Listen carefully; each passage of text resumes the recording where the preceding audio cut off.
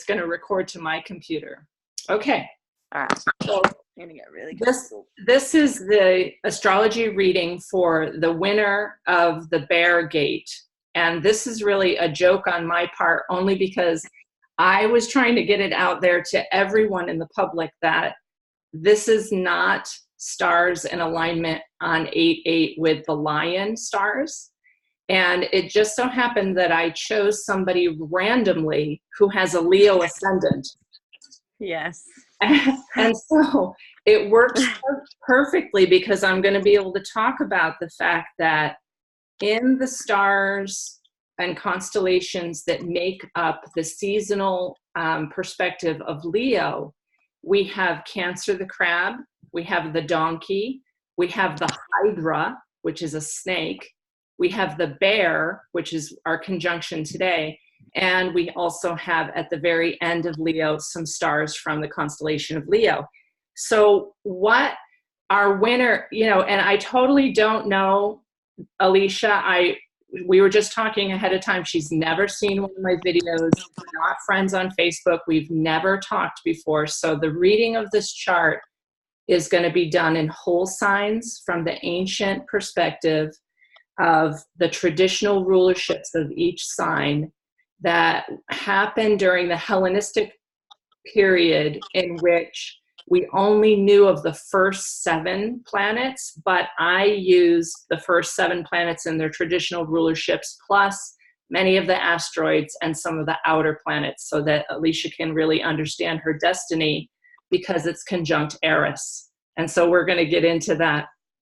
So Alicia has agreed to have this publicly posted, so I'm recording right now, and if the recording works, then you'll all get to see how I read a chart in whole signs. The most important thing is that all of astrology has been intercepted, so when you go to any astrology site, they'll actually give you the ascendant in a what's called intercepted house system, so that your planets are falling into the wrong house, and it was done purposely, so that nobody could really figure out what they were doing on planet Earth, because all of astrology has been intercepted. And that's the same, and what I'm proving today is that's the same with the New Age holidays, is that there were several people who just decided to bother and distract us and call this the Lion's Gate, when in fact the star Sirius alignment happens at 14 degrees Cancer. And amazingly, Alicia's moon is in Cancer. So we're going to really get into that. What is the energy of Sirius that happens in July? Her sun is conjunct the galactic central sun. So I don't know, maybe it's because I have, my chart is the chart of an oracle. But when I looked at her and I said, I don't know this person, I'm going to choose this person. She did all the sharing like she was supposed to do. And her sun is exactly conjunct the galactic central sun at 26 degrees Sagittarius, so that this is a phenomenal chart to be reading today, because what the New Age holiday syndrome is saying is that we're in a Lion's Gate, we're in alignment with the star Sirius, which we're not, and that we're in alignment with the galactic central sun, which cannot possibly even happen until December 18th. So all the New Age holiday syndrome is based on nobody really understanding astrology and just making stuff up. So given that, let's look at the chart and answer some of the questions that Alicia gave me ahead of time. She asked some particular questions which virtually everybody wants to know when they find out what their astrology reading is. And based on the ascendant, the ruler of the ascendant, and whether it's a day chart or a night chart, this person is going to act either with their mind or feel things with their body. So let me get into it right now, Alicia. So I'm going to show everybody the chart.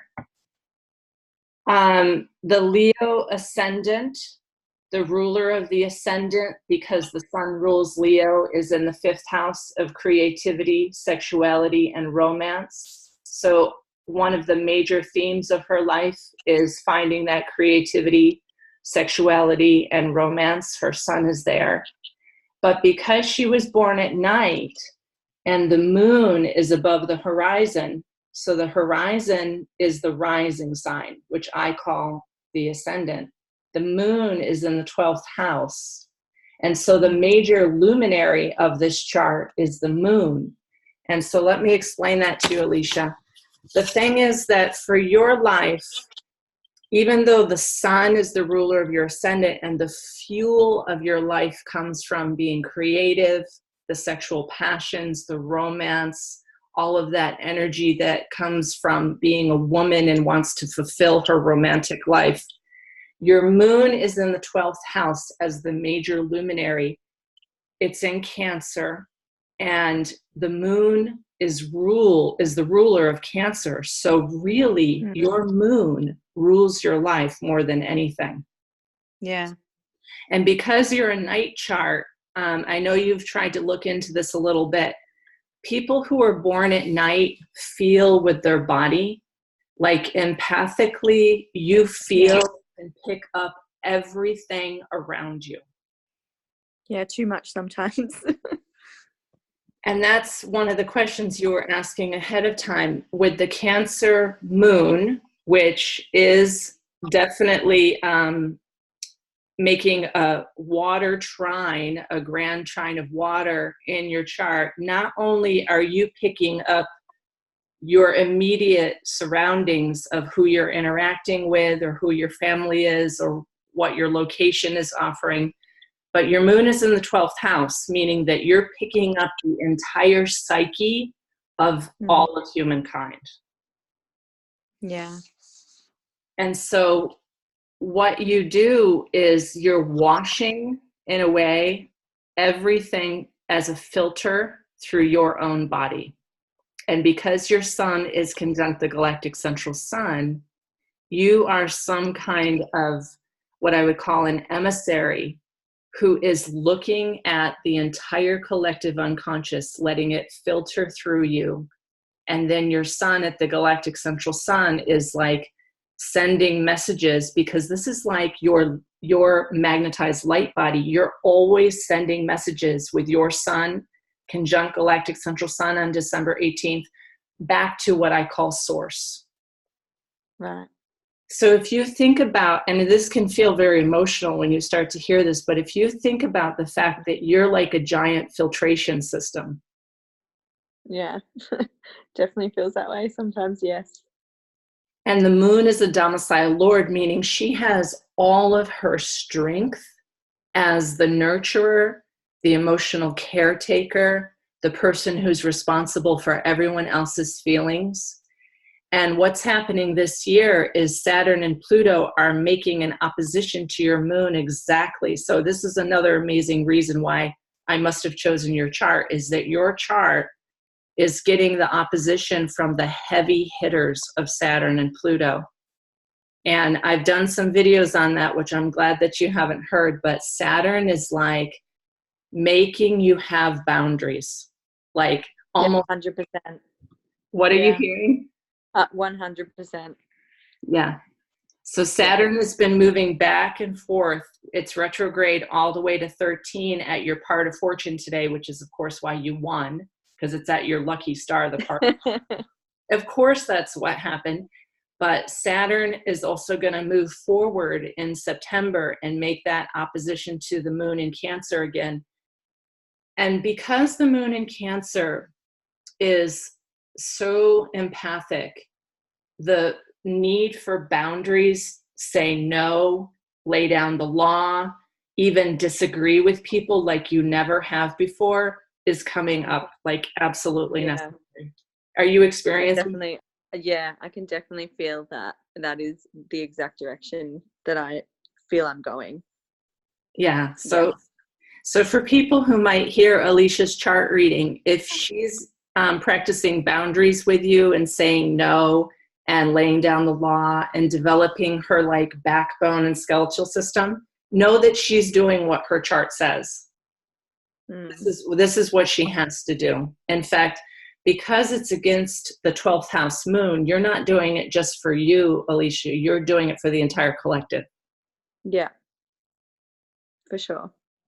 So the 12th house is like when you're operating from the morphogenetic field, like the 100th monkey effect, like the more that you say no and have boundaries, all the other monkeys suddenly figure it out. That's how your Yeah. chart works. Right. Okay.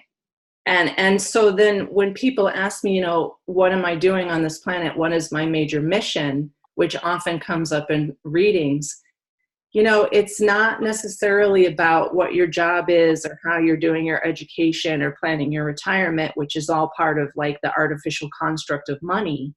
But the major mission of the soul comes from the luminary that rules the chart. So you're like, I would ask you also something else, because when I saw the moon was in the 12th house, that you're like reading the records of the entire psyche. I ran Cassandra, the oracle, in your chart, and Cassandra, asteroid number 114, is conjunct your midheaven. Cassandra is like the best oracle that ever was on the planet, but she had a curse that no one would believe her. So do you ever know things or can feel into something that gives you like a deep anxiety because you know that, but no one's going to believe you if you say it? Yeah, I feel paranoid all the time, but it turns out to be spot on intuition about either a bad situation or a bad person. Okay. So listen to this, folks. When Alicia has spot on intuition, Cassandra is exactly sextiling her moon. Her moon is a domicile lord in the 12th house. This is the indicator of an oracle, someone who absolutely knows the truth. And if you read the mythology of Cassandra, I mean, unfortunately, they put her in prison. I mean, it's a horrible, horrible story where she always knew the truth, but people thought she was raving mad. So then that feeling that you're like paranoid to tell anybody what you absolutely know comes from a really strong archetypal place in you, where this is at your midheaven, like you have honors, awards, and merits as a career, actually, because it's in your 10th house and a vocation of being a spot-on intuitive. Mm-hmm. But people may never believe you. Yeah. So it's this. So then it's like this job that you're doing is like you are bringing through information, intuition about energies, sending that back to the galactic central sun, where your sun is conjunct Uranus. Like you're kind of a rebel in a way, because Uranus is there giving you insight and flipping the script on everything. You can get a reading on something and no one else will believe that, but your Uranus makes you a rebel. Like you're going to know it and believe it and be able to act on the truth of that, because Sagittarius has to know the truth. And maybe no one else believes that.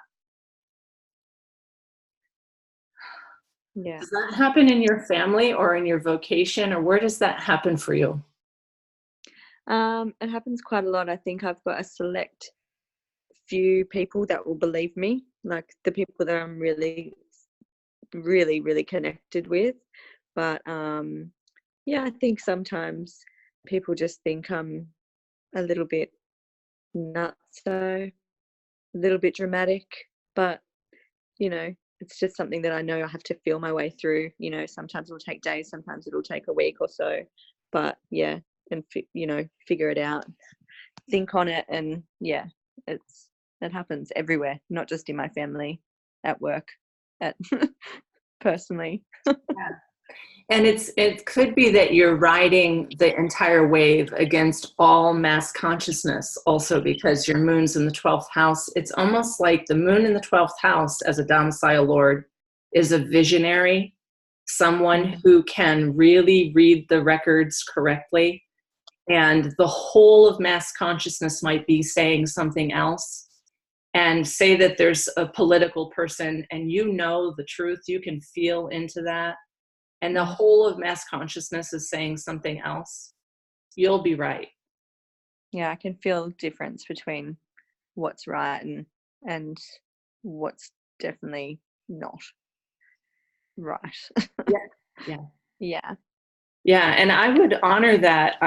If you even want to come into that as a profession, Cassandra is at your midheaven.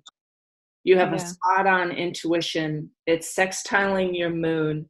Your moon is also in a really interesting position in that no matter what, like, studies have been proven, no matter what, like, rational evidence is there, your moon will feel and know whether it's true or not. Like, we could be presented all kinds of baloney and your moon will know. And this is the feminine oracular knowledge that we don't have to have scientific testing to prove what we know. So in a way, you are restoring a deep part of the feminine psyche, which has been rejected. Right. And Black Moon Lilith is there in the 12th house also. Black Moon Lilith is the feminine void. It's the voidal part in our solar system that shows up on radar, but it's not an object. So the other thing is, I always say that wherever Black Moon Lilith is, like, that's where you restore the divine feminine. You are doing this total behind the scenes work from the 12th house where nobody knows that you're doing that. Yeah. And the thing is, you can't really get out of it because it's very strong in your chart. You've got the moon and the black moon, both in the 12th house. And the galactic shaman astrologers are going to soon talk about the Black Moon Lilith. Frida Kahlo, who, and I really don't know her work. I really don't, but they are looking at the fact that Black Moon Lilith is in her 12th house too. And just her image and her creative expression. And I really don't know her work. Do you know Frida Kahlo? No. And that's perfect. Again, neither of us know who this is, but she has Black Moon Lilith in the 12th house too. And she was some kind of like iconic feminine energy where just by her work, people could feel into the strength of the feminine knowing as an oracle, as a seer, as like a non-rational Gnostic realizer of truth. And I would say that your chart is the same. You have this ability to know something beyond any book learning.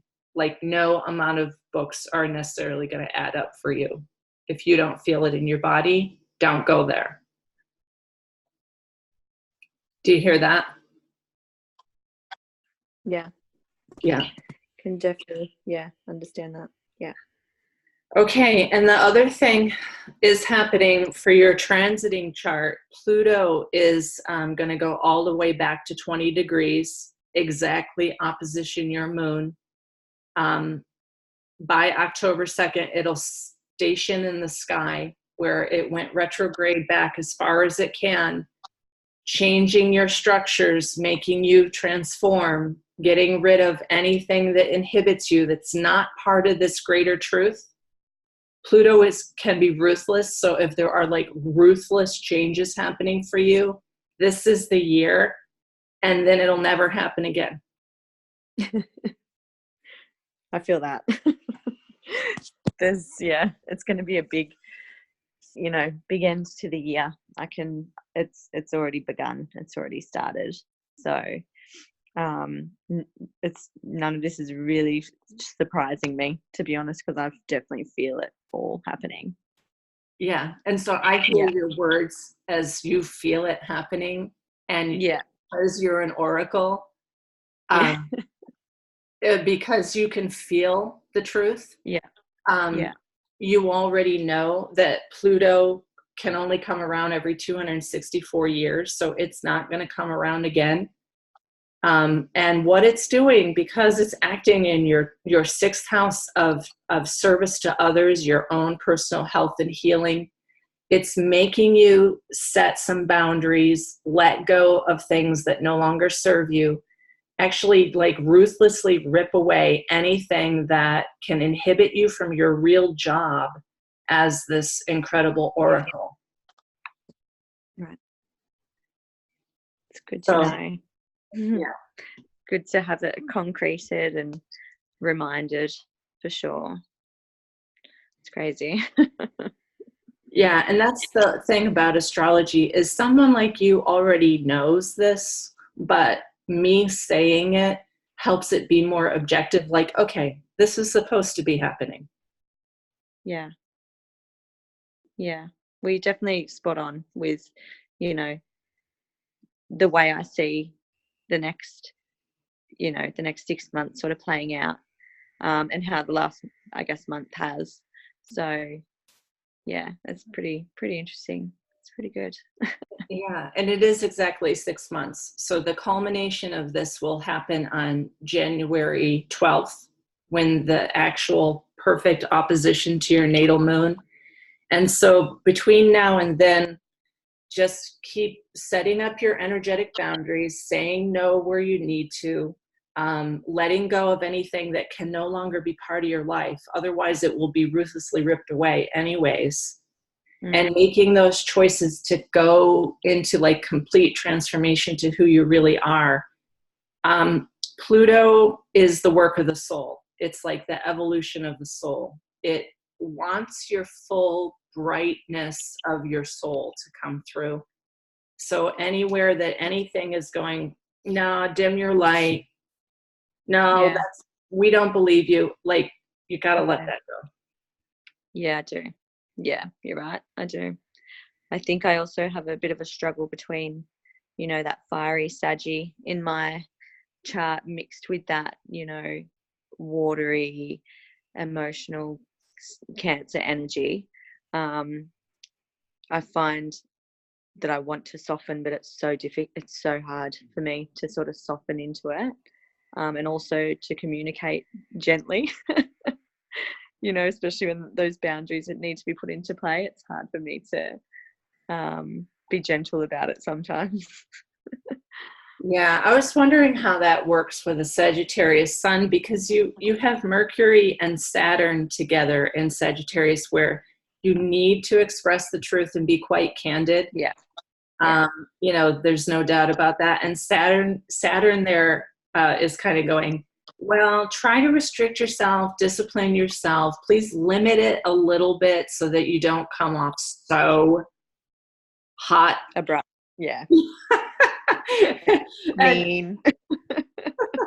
And what also is amazing is that your Saturn's at the great attractor. So you have all of these really amazing alignments. The great attractor is the magnetic void at the center of the galaxy. So you have Black Moon Lilith with the moon in the 12th house, where you are like the major feminine receptor. But then your Saturn is also marking really strongly the huge magnetic void called the great attractor at the center of our galaxy. And then your sun is at the galactic central sun. So this chart is the chart of somebody who I would consider like a really 9 billion-year-old soul who came straight out of that original black fabric of space, and then started creating through sound and geometries all of these other stars, so that your Saturn is sitting there going, look, we know that you know, but try to limit yourself in your candid expression. Yeah, I've learned that lesson in the past week or two. Have you really felt it in the last week or two? Yeah, I've spoken up when I've seen an unjust situation or behavior, and it probably was either not so much better left unsaid, but I could have said less and let it go sooner. So yeah.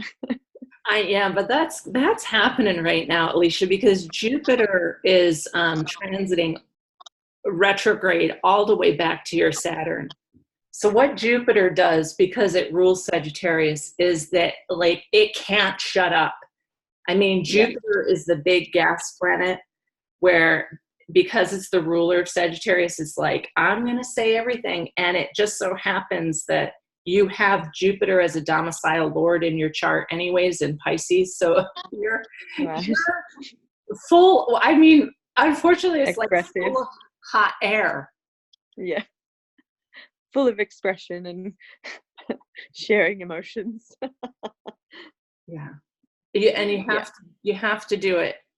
The planets and the way that they are right now, Jupiter will come around every 12 years. Saturn will come around every 29 years. But Pluto will only, I mean, Pluto and Saturn together can only happen every 2027 years. So the fact that this is all happening very personally to you in your chart is kind of like, you have to see it as a soul thing that's happening to a 9 billion year old being. Yeah. Who has to finish a certain amount of human expression and tell the truth in order for all of the humans to evolve, because your moon is in the 12th house where you are really acting for everybody. Yeah. Can you see it that way? Yeah, I definitely can now. Yeah, it's just the tact sometimes, I think. That's all. A bit more diplomatic. And the thing is that you have what's called a stellium in Sagittarius. So you have Mercury, Saturn, Uranus will make you cannot behave whether you want to or not. And the sun, all, and Is that in general? Yeah, like you couldn't, like your job is to not behave, actually. Sweet, I'll take that. With Uranus within 4 degrees of the galactic central sun, you're here to shake it up. I love this chart. Great. Actually, this is a chart that I would have picked this one if I hadn't been born in 1969. I like to I like to rebel too. This is a great chart. And so kind of see it as a game and an adventure. See, the way that Sagittarius gets over itself is they start to see it as a game and adventure. Yeah. Put it down to experience. Yeah, it's like, okay, I'm playing this game as a Sagittarius right now. I can't help but express myself. I'm full of it, full of hot air. Jupiter is going across my personal planets where this is the year I've got to let it all out. Saturn is making an opposition to my moon where I have to really show my boundaries and say no and lay down the law. This is the year for this. Yeah. Yeah. It's time. So it definitely is high time. Say it again. It definitely is high time Yeah. for the boundaries and that. Yeah. So just go for it and see it as a game that's happening this year.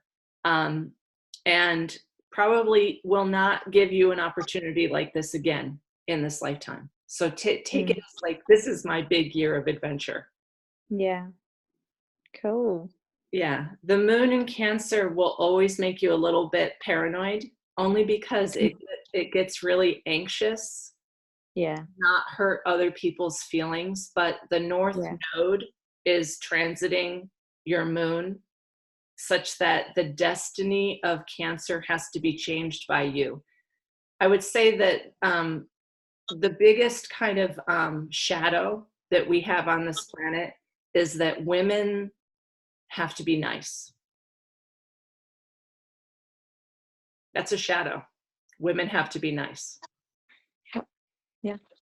Yeah. We don't. And Cancer, particularly the shadow in Cancer, is that if you're nice, you'll get married. If you're nice to people, you'll get a job. If you're nice and you just become an energetic doormat and let everybody walk on you, everyone will like you. And so the North Node in Cancer making an opposition to Saturn and Pluto is really questioning all of that. If our planet is going to evolve, we have to let go of that feminine shadow. Yeah. And just be nice to ourselves. Be nice to ourselves. Be Mm. honest and truthful. I call it sovereignty. Like, I'm a sovereign being and I'm not an energetic doormat. Yeah. Oh, yeah, that's nice. I feel that. That's nice.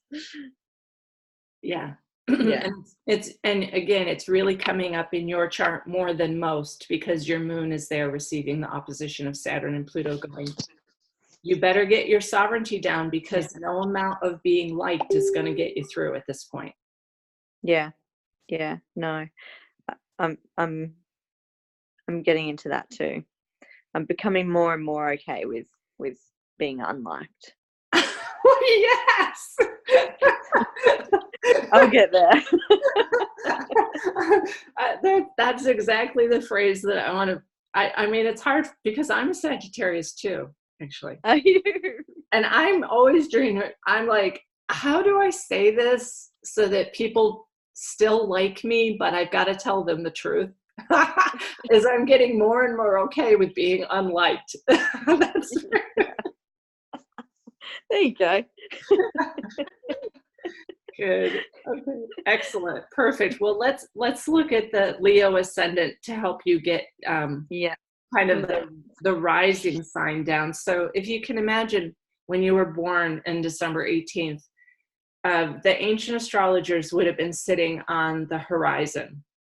And at the time that you were born, they would see 7 degrees of the constellation of Leo rising on the horizon. So they would mark that as more important than even your sun sign. They would mark the fact that 7 degrees of Leo was rising. But what star is actually there is the head of the crab.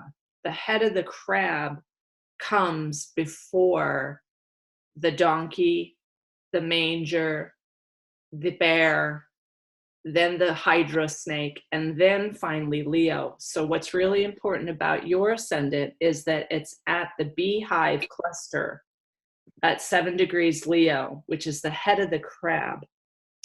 And as the beehive cluster, it's called M44. It's like the messier objects are also out there.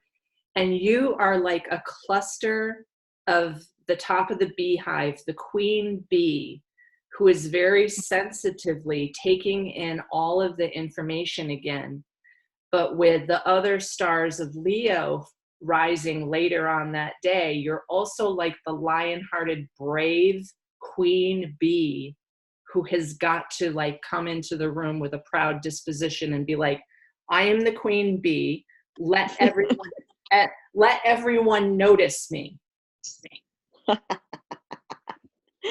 Do you know what's funny about this is when I was young, my stepdad used to call me Queen. Oh, Queenie. Oh, the Queen's here. Well, is there anything we can get for you, Queen? And just, give me stick about how I used to carry myself, obviously. And the other side of it is a lot of people, one of their first things that they notice about me is the confidence.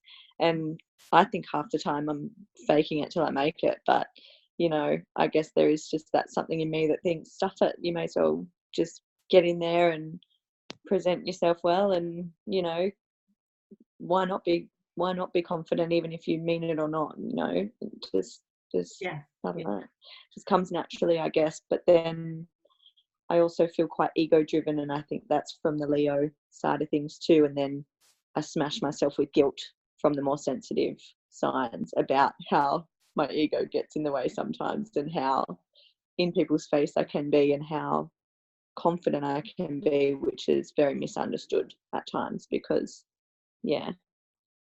it's just, I don't know, I wouldn't say it's a mask, but it's definitely, I'm not always as confident as I might seem.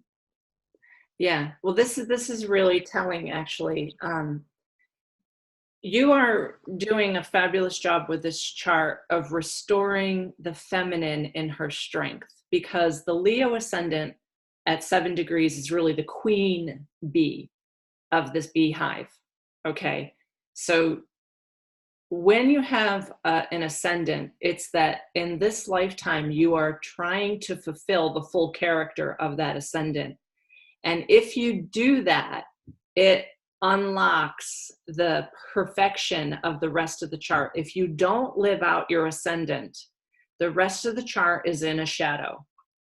It Right. cannot fulfill its conditions. So in a way, faking it until you make it, having that queen bee confidence, walking into the room with real presence and regality, like a queen, like a noble being of sovereignty, is what you have to do to unlock the rest of the chart. Yeah, right. I got to own it. And again, it's a game here. This is all an adventure. Like our fractal of self, which is multidimensional all the way back to the galactic central sun, where source originated itself from the great attractor, which you have in your chart, is playing this game in a human spacesuit. Yeah. And the game that you have to play is the queen bee of confidence. You know, it's funny also is that this morning I was thinking of something to write in my mirror, and there's nothing written on there for a while, it hasn't been, and it was, "You are a boss." And that's just what it's reminding me of now, is just in embracing that confidence that I do have and being proud of, you know, the confidence that I do have. So again, funny that you say that. Yeah, so "you are a boss" would be a perfect expression for you to see yourself as every day, because you have to wear those robes Yeah.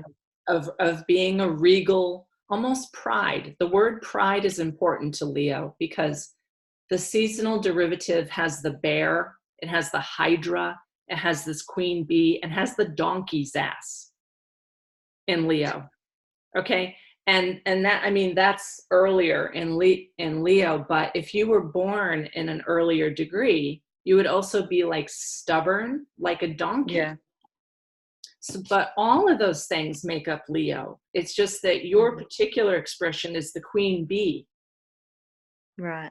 So be a boss like the queen bee, because you're restoring Yeah. the feminine part of that Leo expression. Yeah. Okay, I think you've got it. And then the ruler of the ascendant is the sun, so that steers the life. If the ruler of the ascendant was, you know, like Venus, then that would steer the life. But the sun rules Leo. So we look to the fifth house. And so in order for you to bring about those queen bee, "you are a boss" expressions, it should be in sexuality, creativity, romance, every bit of the most unusual expression of creativity, sexuality, romance. It could be art. It could be like my videos on womb yoga, or my videos on sacred sexuality, or the yoni eggs, or any kind of stuff like that that you don't even know because you've not watched my videos. I But don't. that is what your expression would be, is amazingly the queen bee of what? Of sexuality and creativity. Yeah. Interesting. The queen bee of restoring the feminine mystique and power from her second chakra, her sexual, sensual self. Okay. And the more that you own that as queen bee of that, like really, like whether people like it or not, get into that fifth house stuff and be like, yeah, I'm the queen bee of sexuality, sensuality, romance, creativity, all of that like fertile expression that the feminine has. Nice. Yeah, and Uranus makes you a rebel. So if the rest of society is not doing that, doesn't matter. Right. You're in charge of that, with Uranus going, flip the script on everything that society thinks about feminine sexuality. Flip it. Yeah. Yeah, I'm in the process. Good, good. So I've got my day job, and I've also started, I've gone into business with Pure Romance to obviously empower, entertain, and educate women on sexual health, and you know, provide them with with products and everything to help them embrace themselves and just feel empowered as women, and yeah, have some confidence and sexually get confidence. And yeah, you're spot on again. Yeah. Oh, that's amazing. And that's perfect. So that ability for woman to reclaim her sexuality with Uranus conjunct the sun in the 5th house is like exactly what's going to allow this chart to vibrate really strong. Like the sun is like the fuel of your life. And in order for the chart to like have its full like vibrational frequency, you've got to go into those more like not regular but necessary revolutionary expressions of sexuality. So if you're working with a company, and you can, after this video, put it in the comments how people can reach you or whatever, that allows women to really be free in her sexuality, romance, creativity, all of that kind of energy. Originally, the beings from the galactic central sun, considered the beings of Ra, were here placing the codes of sacred sexuality. And I'm trying to think of the era and the culture that was from. It was far before Greece, but it was in those lands. And they set the codes for like how to increase your own vitality was through your feminine sexuality. And that feminine sexuality has been so suppressed on this planet because that is how we evolve, is through feminine sexuality. Makes sense. So in order for the planet to really liberate itself, I've written a blog about Mary Magdalene. And the reason that she was called a whore, and all of these religions came in with like women as the sin, and their sexuality was sinful, and that Lilith was responsible for making men ejaculate at night. I mean, it's just a way to suppress female sexuality. And with your sun there at Uranus, you're like the revolutionary of this sexual energy. Thank you. I needed that. Good. Yeah, and I would love to talk to you privately afterwards too, because I make these same kind of videos, not knowing each other's work, of how women can access products. She can make sure that she's fully educated and liberated in her sexuality. Great. Yeah. And your Mercury and Saturn. Yeah, that's good. We'll change the world, us women. We will. To change the world, because once we're really empowered sexually, then all of the channels open up. But if the 1st and 2nd chakra, which is like stability in safety, is the 1st chakra, the 2nd chakra is that sexuality and creativity. If those are blocked, then we never even get to the 3rd chakra, which is our free will. So we don't even have our free will. And so people are spiritually bypassing, going, oh, it's the Lion's Gate, my DNA is lighting up, this means I'm going to be evolved today, or something ridiculous, which is totally spiritually bypassing from the 1st and 2nd chakra, which is like, get rooted, safe and stable, and really express your creativity and sexuality. Then you can get to your free will. Spiritual bypassing is when you jump up here and pretend you're already enlightened. Right. So your galactic central sun in the 5th house is like, go back to the 2nd chakra, please. Okay. Yeah. And I also want to point out that Eris, the planet of rebellion, and the female one who creates discord and strife, is trining your Uranus and conjunct your North Node in the 9th house of being an oracle, a seer, higher level, like university level divine knowledge.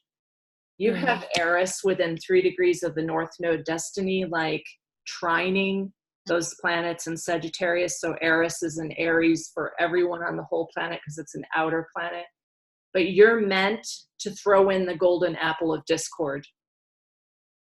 Yeah. Which for a Cancer moon, yeah, the Cancer moon is going, oh my gosh, am I really going to do this? But yeah, I know. Eris is like, you have to do this. You must do this. And people can watch the video, Galactic Shaman Astrologers, about Eris. Eris is this incredible female planet that's bigger than Pluto. And when she was discovered in 2003, she made all the scientists reevaluate what all the planets were called. So then Pluto became a dwarf planet.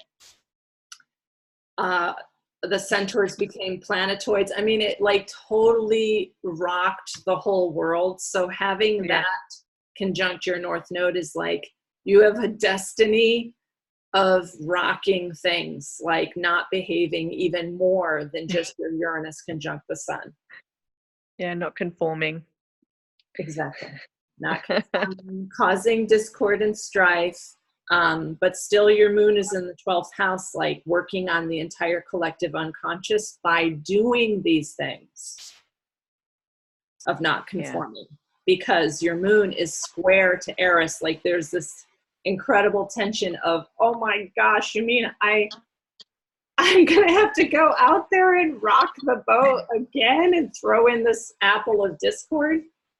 Yet it's still the same energy that's making me feel that it's right. It's still the same, you know. So the moon, so the moon definitely is like, yeah, but you know it's true. You know you got to do this. You can feel that it's right. I'm going to just shut my door because it's finally raining in Vermont. Thank the goddess. Okay. All right. So what else do I want to talk about is your Venus at the bottom of the Grand Trine in Scorpio. Venus is at 13 degrees, which is her sacred number because her orbits have to do with 13. 13 is a really important number for you because Venus is at 13, your Saturn's at 13, and your part of fortune's at 13. So that 13 is actually considered a lucky number of the goddess. And of course that got turned over too. So we got to flip that script. But you're right. Your Venus is in Scorpio, where it's conjunct Pluto within 4 degrees. So there is some like major digging up of ancestral possible healing around all of those Scorpio issues of what's been hidden under the surface, what nobody wants to talk about, family issues that are possibly like sexual nature of things that nobody wants to talk about deep in your ancestry. It might not even be your birth family, but do you relate to any of this? Yeah, sure. When it comes to matters of the heart and you know, Venus, it's always been intense. So that doesn't surprise me that it's Scorpio, which I already knew that I had Venus in Scorpio. But I feel like I want to reveal myself, but it's just as in love. But just haven't obviously been able to, I guess. Yeah. So and when I guess that Scorpio energy has been burned, it's very difficult to, you know, let it all happen again or potentially happen again. So are you telling me that you feel deep in your body that if you really came out with that scorpionic energy, that Pluto has been there as a destroyer for you in other lifetimes, and that are you feeling some ancestry of, gosh, if I really come out as this priestess of sexuality, I might be destroyed? I have always felt, and I'm, you know, I'd say 99% sure that nothing has ever actually happened. But from a very young age, I've been very sexually aware, and I have no idea why or how. And it's very strange to me that I've always, you know, from probably the age of 5, I knew what sex was, and I wanted to explore it and get into it, but there's been no real explanation as to why, and I've asked the question. But there's definitely, I don't think it is secrets in my current life. I think, yeah, definitely there could have been something in a previous life, because there's things that I knew from a very young age that, you know, kids at that age don't know. Yeah, yeah. So Venus in Scorpio is within 4 degrees of Pluto, but it's making the trine to your moon, so that there is some knowledge from the collective or from the psyche or some hidden knowledge that you're able to access. Scorpio itself is being able to access all hidden knowledge. And then your Venus is trining Mars, which is the masculine sexual energy, conjunct Jupiter, exactly 15 and 15. There's an exact conjunction in the house of dimensions, other worlds, magical realms, beyond this body. And what I'm feeling with that is that you have knowledge of deep sexual mysteries from the dimensions. Okay, that's the 8th house, from the 12th house of like the hidden stuff in the psyche, plus the fact that Venus is in Scorpio at the bottom of a grand trine. There's like amplification of the feminine waters, of the secrets of the genitals, basically because Scorpio rules the genitals. With Pluto there, you are meant to both like dive deep and transform whatever that is, because Pluto is the great alchemist transformer. It's in your ancestry and origins in such a way that it might not be from this family. Athena is also there. And I did a video called The Sacred Union Codes of the Amazonian Women. Athena represents the Amazonian women who were really strongly sexual, but their wombs were never traumatized. Like, they would not allow themselves to be conquered. So they were very defensive. They had bows and arrows. They were buried with, you know, there's these burial sites being dug up now that they were buried with their horse, with their points of their arrow tips, with their jewels. If they made it to 60 years old, they were considered the high priestess. And this was during matriarchal times. And your Athena, of these Amazonian women who worshipped Isis, Athene, very powerful warrior goddess, is within 2 degrees of your Pluto, as if there is some ancient lineage also with the Amazonian women. You have to watch that video because it's very long, but it talks about our galactic origins. I think you've got that galactically plus ancestrally here on the earth, because then your IC, meaning like your origins of where you came from, is conjunct Sirius, the goddess of fertility. Right. You know, so it's like you have some really ancient origins where I would like you to look into that goddess feminine sexuality. I have one book called The Chalice and the Blade that shows all of these archetypal figurines from the Bronze Age, in which we were really strongly matriarchal people, and that people think of that as a dark age, but I actually think of that as an age of enlightenment, when we were closer to the earth and more strongly in our first and second chakra. I think that's going to come more and more as the Saturn-Pluto breaks away any of your inhibitions and makes you like have your own boundaries, so you can feel your own solid nature and not absorb everyone else's like fear. Yeah. Then when the planets come to Scorpio, and say the sun comes through Scorpio, or Venus returns to your natal Venus position, it will light up that knowledge, and you'll be more inspired to say, who am I really? And what you're looking for as a partner actually is quite unique, because your 7th house mirror to the self is Aquarius. So you're looking for a partner who is Aquarian, like a utopian visionary person who loves unconditionally, is not caught up in any of the mass consciousness, because Aquarian is someone who really feels that they have come from the stars. I mean, the joke about the Aquarians is that they're not part of this world. They're not part of the master. They're really not. They're not. Do you know any Aquarius? I mean, Aquarius is what you're looking for in a partner.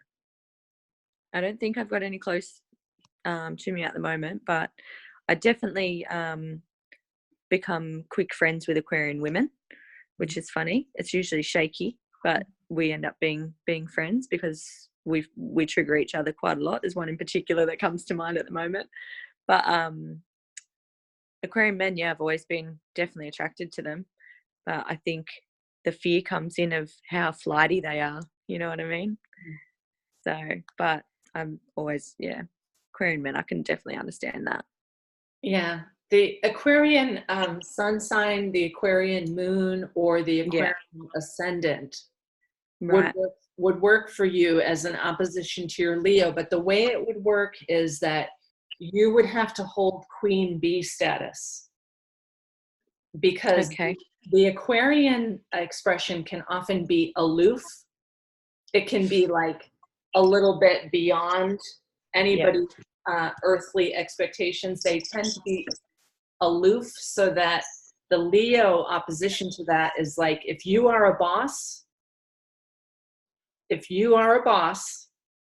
right? Queen bee, confident, then the Aquarian person will be able to really resonate and be attracted to your queen bee-ness, because they are already working way out there in like the visionary future. Yeah. And it's often going to be the Aquarius ascendant and the sun, but also possibly the moon, that is a good mirror to you, where you hold yourself in a position of royalty and pride, and then their kind of unconditional love can work with you. Do you see that? Okay. Yeah. Nice. Okay. All right. So we see that the eighth house is strong for you also, where the vertex is a fated doorway.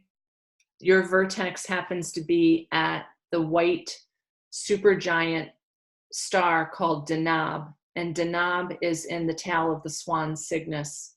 Now, the reason why I see you as a very ancient person is because your sun is at the galactic central sun, but also because your vertex is at the very ancient alignment star. Before our planet was aligned to Polaris, it was aligned to Denab, the tail of the swan. And during those times, the Anatolian people of Turkey, the Hittites, the ancient Amazonians, all of the temples in Çatalhöyük, which is in Turkey, have the signature of the swan on them, and their alignments are to Denab. So I'm talking a long time ago, our planet was tilted a different way, and it was tilted to this tail of the swan, Denab, in the constellation of Cygnus. So your vertex is there, which on February 24th, our sun aligns with that vertex again and again. So sometime in our history, that point was more important than the North Star Polaris. And if I'm reading this correctly, this is also part of where we're going in the future, is back to our past in that alignment, because that would be Aquarius. Okay, so this is very confusing. Hopefully you can follow it. We're not going forward into the future, we're going back into our past. Okay. Because the nodes travel backwards. People don't realize this. The nodes travel retrograde through a chart. We are not evolving into the future. We are remembering our past. Okay. So the more that people project out into a futuristic age of Aquarius, they're wrong. They're going the wrong way. Our golden age is actually something that we are from and we're going back to.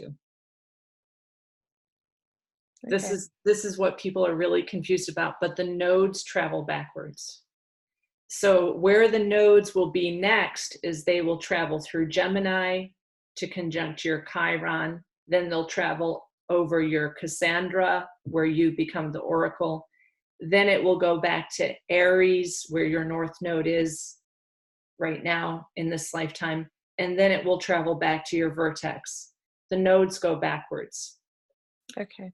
So your vertex is offering this ancient knowledge of when our planet was aligned with Denab, the swan. And you can do your own research on this, but Çatalhöyük is a place in Turkey that they discovered in the 1960s. And there's an astrologer, not an astrologer, she's actually an archaeologist, but she knows her astrology. So she knows that this place was aligned with the Cygnus swan. And that place had more riches and unbelievable stuff in it than all of Egypt, and they hid it all. It's all been taken and hidden and closed up. But the archaeologist is named Carmen Bolter, and if you can get onto any of her private stuff, Carmen Bolter, Boultr, she's done the pyramid documentaries of what was really going on with the pyramids, but then she was able to take some of the early pictures of this place with all the jewels and altars and stuff that was in Çatalhöyük before it was all covered up. See if you can find it, because I think that this will help you remember who you are and where you've come from. What is her name again? Carmen, Carmen, and her last name is Boulter.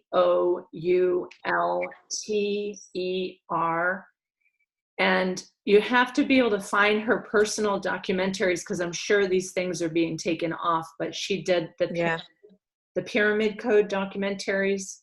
She's a female archaeologist, so of course she's not getting any funding, but this vertex of yours is a fated doorway, a cosmic, what I would call cervix of what you will have to realize in this lifetime to come into your highest expression of who you are here.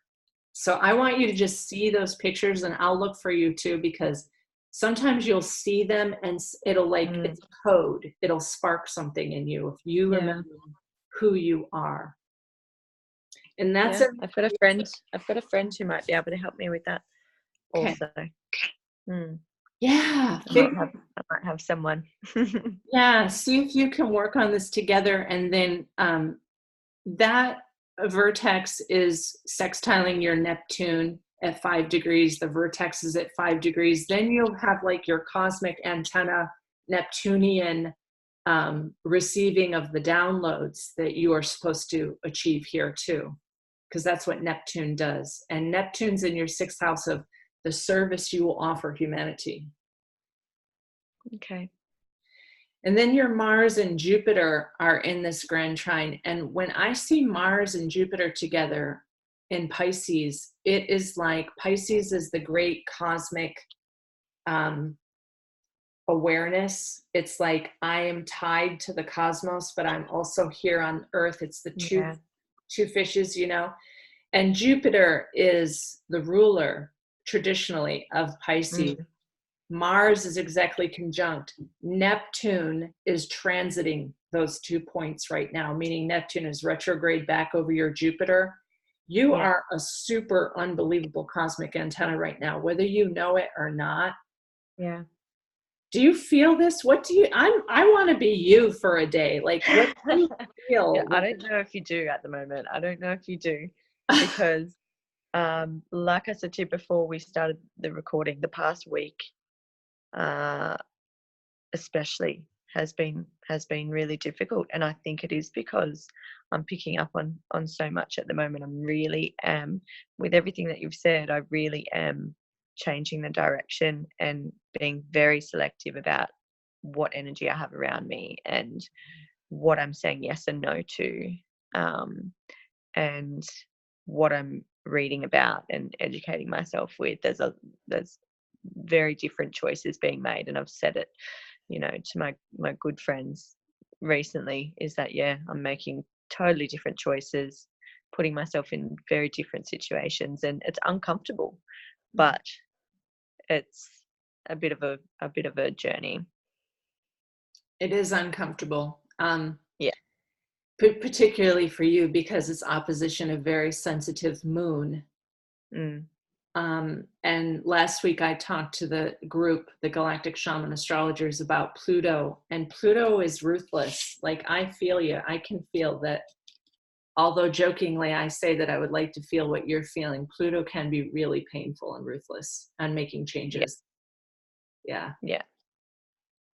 Wow. I totally honor that. At the same time, this natal chart is one of those charts that can access like no other chart. Like, you have access. That's why I think you have Cassandra at your midheaven. Like, you would definitely be spot on. It's a matter of, I guess, Pluto ripping away anything that will inhibit you from being spot on. Yeah. I think it's a nice and important reminder that, you know, there's oftentimes I'll meet people and I'll know straight away whether they're going to be bringing value or not. And one of my very close friends will often ring me and tell me about a situation or a person, and it's very, you know, what some may call cast judgment. I will just call it as I feel it, not as I've met this person or seen them or anything like that. It's just how I feel about the situation, and it's very rarely stirred me wrong. Yeah. That's that feminine wisdom of the feeling and knowing. You have that so strong in your chart, and you are really accessing these magical realms and other worlds. Neptune is retrograde toward your Jupiter, making you super cosmic antenna. But Black Moon Lilith, which we talked about earlier, of the feminine void, goes through each sign for about 9 months. It's kind of like a womb space. Black Moon Lilith is going toward Neptune, and by September 9th, Black Moon Lilith will be sitting right on top of your Jupiter Mars. It's going to give you a lot of access. And at that point, what I would say is, if you need to take some time to yourself, like, and really separate yourself and set some boundaries and spend some time alone, even if you need to, or give yourself like a weekend off to just take a walk, you know, do that. Because when Black Moon Lilith comes across there and Neptune's retrograding back towards they're like conjoining on your Jupiter, making these other realms open up to you. The best thing that Sagittarius can do is get some time in nature or at the beach or take a walk. How long is that last for? So it's around September 9. And how long does that last for? They'll be coming together between, I would say, September 9th and October 9th, because it takes a full, so it's going to be a month of those two, Neptune and Black Moon Lilith, coming together. What I'm hoping is that it will dissolve all what I call the spiritual hype, what I call like the spiritual narcotics, which, you know, all this baloney stuff. And and the Black Moon will dissolve all of that stuff that we're kind of addicted to as a mass consciousness, and it will really attune us, like pare us down to the void space. So what do we need to unlearn a whole bunch of stuff. That's the second time I've heard that word today. Unlearn. All the things that we need to unlearn. I've actually taken an extra day off. We've got a long weekend in September here in Australia, and I've taken an extra day so that and it's just so funny. And it's funny that you say, you know, about unlearning and the void, that we're figuring out how we want to fill it or whatever it is. I definitely have been thinking about the quality of life that I'm living and what I want to be doing with my time, and you know, how I want to make a life out of myself. So those decisions have started to come into play as well. That's amazing, because the more that we unlearn and let go of mass consciousness, then we're really operating from that free will that we come from, this void spot, and we're creating our reality. But the only way we can create our reality and make the life that we want to make is to let go of all this other baloney. Sorry, I was going to sneeze. Good. Yeah, and it's something that I think this year especially has I've been trying to shine a light on as well is no, I'm not going to do something this way because that's how I've always done it, or because that's what society or whatever says that's the way it should be done. I've been very consciously trying to make my own decisions and rights and wrongs. So yeah, that's good. That's in play. Yeah, fabulous. Well, your chart is being acted on kind of everywhere, so it's thrilling and at the same time possibly overwhelming. So to take those extra days when you need to, yeah. And let's look at Aries. This is phenomenal too, because your Vesta is at 544 Aries, and Chiron just stationed retrograde last month at 555. So what's amazing is that Chiron, the kind of the wound of am I an outcast or not, is sitting right on your Vesta, which is the priestess of sacred sexuality.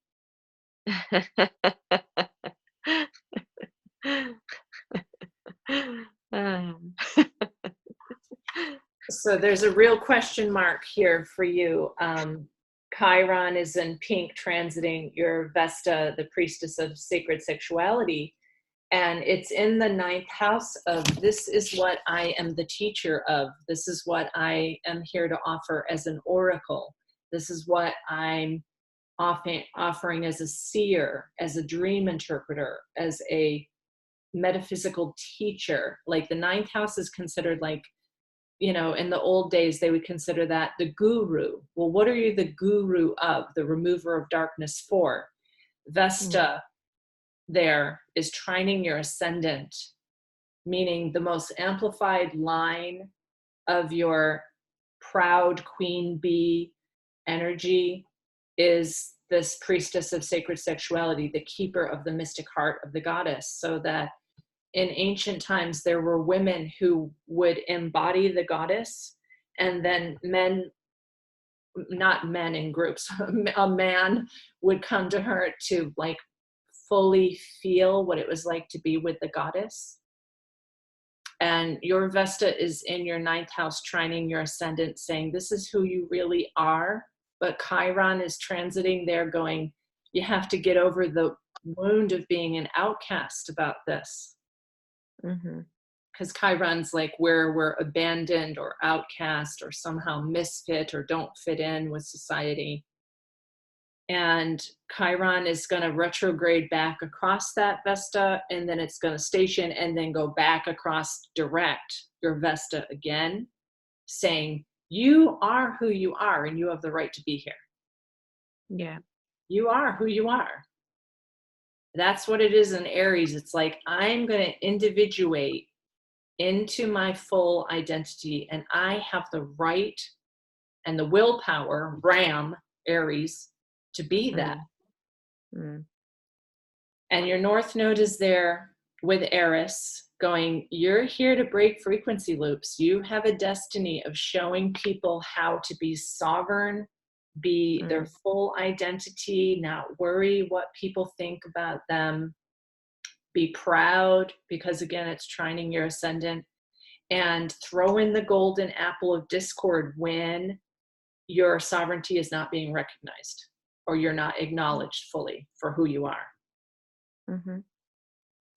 So that's coming up. Yeah, with Chiron acting on your Vesta, again, there's stuff acting all over very personally for you, as if this is a transformational year.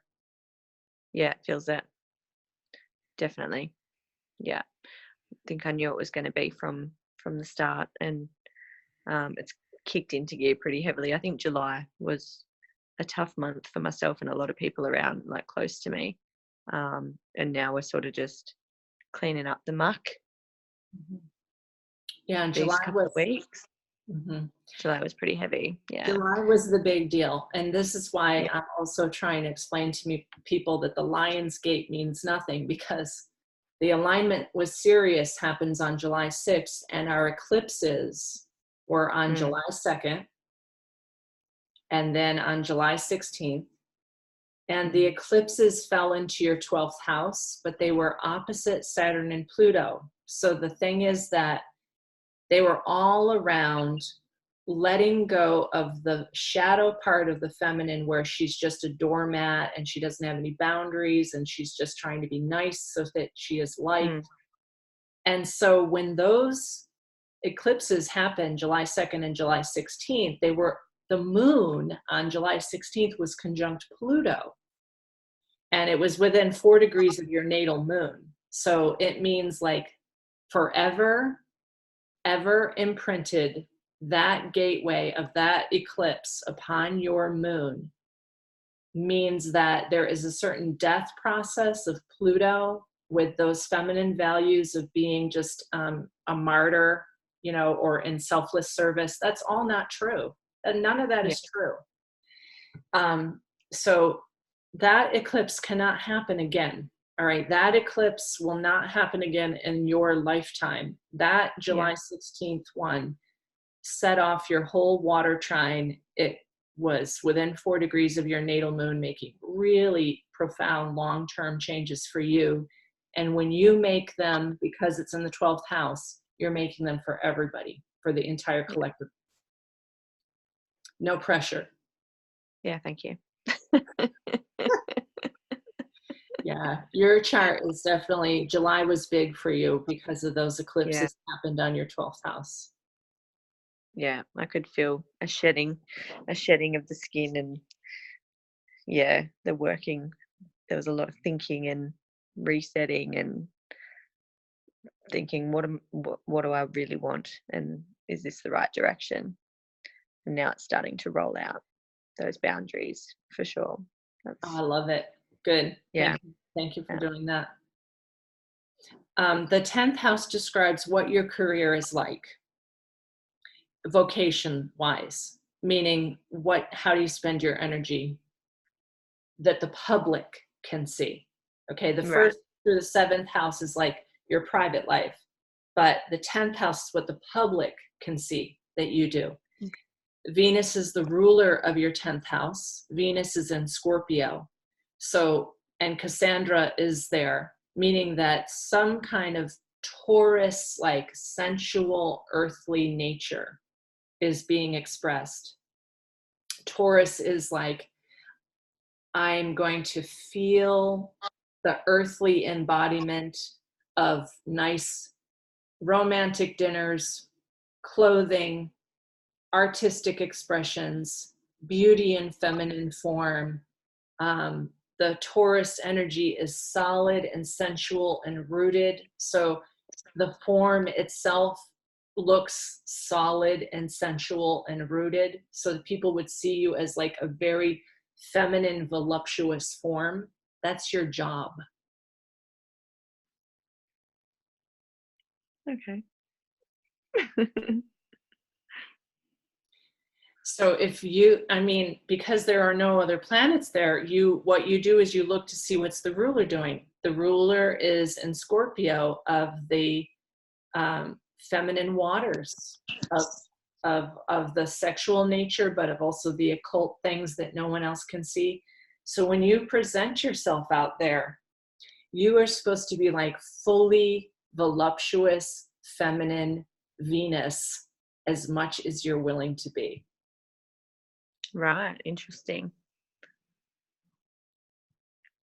Yeah, I don't think it's talking about my office job. I feel like it's talking about more of my side business there. Mm-hmm. Yeah, it's not necessarily going to be the way you make money. This is what people are often confused about, because they'll ask me, well, how am I supposed to make money? The way we make money and resources and abundance is by doing what the chart says we are supposed to do. The first house is that queen bee. Your 10th house, which configures to the first house, says you have to go out there and be this voluptuous, beautiful being, even if you're making money walking dogs. Okay, right. You can be walking dogs, but you've got to be this feminine sensuality when you're walking dogs. Okay. And be proud about it. Yeah. All right. Yeah. And then the chart vibrates, and then the frequency says, now she's doing what she's supposed to be doing, because her sun is in the fifth house of sexuality. Yeah.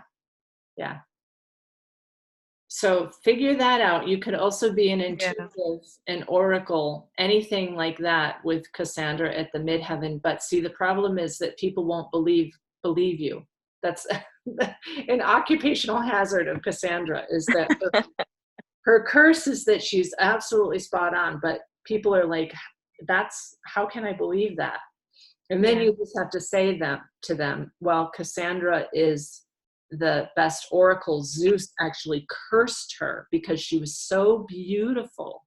He cursed her with being an oracle that no one would believe, because he could not have sex with her. This is a mythological story you should look into.